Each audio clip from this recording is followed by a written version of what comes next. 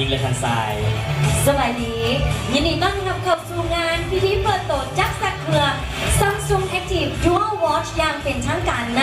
สปป.ลาวขอเสียงทุกท่านดังๆในการเปิดตัวในครั้งนี้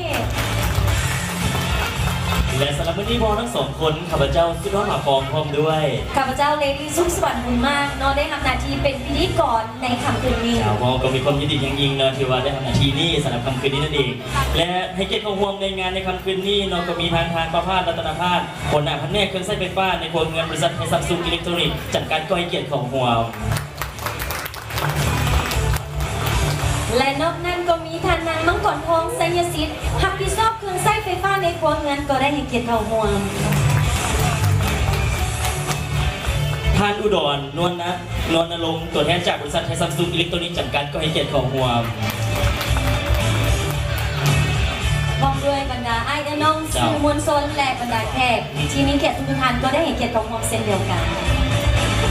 น้องไปถึงทั้งตัวแทนจากทางห้างโอเดียนตัวแทนจากลาโมบายกรุ๊ปและตัวแทนจากเคพลาซ่าก็ให้เกียรติเข้าร่วมบรรดาทานคดีเกียรติลำดับต่อไปน้องเพื่อให้งานของเราในค่ำคืนนี้มีความหมายความสำคัญยิ่งขึ้นข้าพเจ้าจะขออนุญาตเรียนเชิญทานประภาสรัตนภาสหัวหน้าแผนกเครื่องใช้ไฟฟ้าในครัวเรือนขึ้นกล่าวเปิดงานอย่างเป็นทางการขอเรียนเชิญ